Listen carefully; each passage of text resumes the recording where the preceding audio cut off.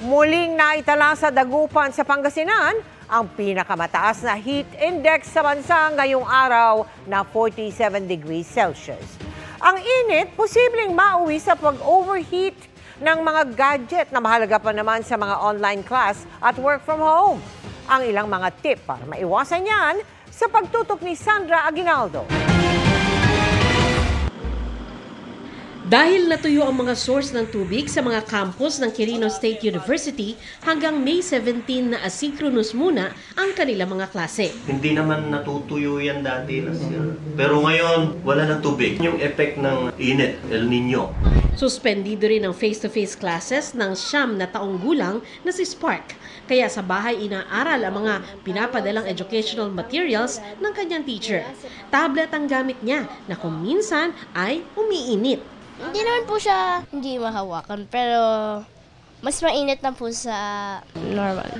Turn off ko na lang po, tapos laro na lang po ako ng room, pero hindi po sa cellphone. Check ko from time to time kung hindi na po mainit. Nagsisend po si teacher ng mga activities po na gagawin nila sa lahat ng subjects. Pag related po sa school, depende po kung gaano kahaba yung sinisend ni teacher na dapat nilang gawin. Tapos pinapatapos po namin sa kanya yung mga activities. And then yan, hihirit siya na kung pwede siyang mag-online game. Ina-allowed po namin siya mga 2 hours. Ayon sa IT expert na si Art Samaniego, parang tao ring naiinitan ang mga gadget. Depende sa kalidad, merong mas mabilis mag-init o higit pa. Pag nagsimula na itong maghang, pagkatapos naramdaman mo nakakaiba yung pagbagal niya, isa sa mga reasons niyan, nag-o-overheat na siya. Yung mga mumurahing cellphone, pag chinarge mo yan, tuloy-tuloy pa rin kahit fully charged na siya, meron pa ring power. Kaya delikado to, pag nag-overheat siya, pwedeng sumabog yung mga telepono.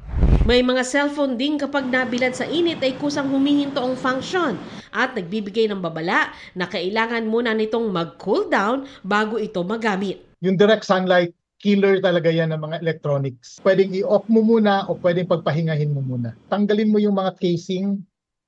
Kasi pag may casing ka, gaya nito, pwede siyang mag-cause ng heat. Diskarte naman ng isang call center agent na work from home, pagpapahangin ng 2 electric fan sa laptop na mahigit 8 oras niyang ginagamit sa isang araw.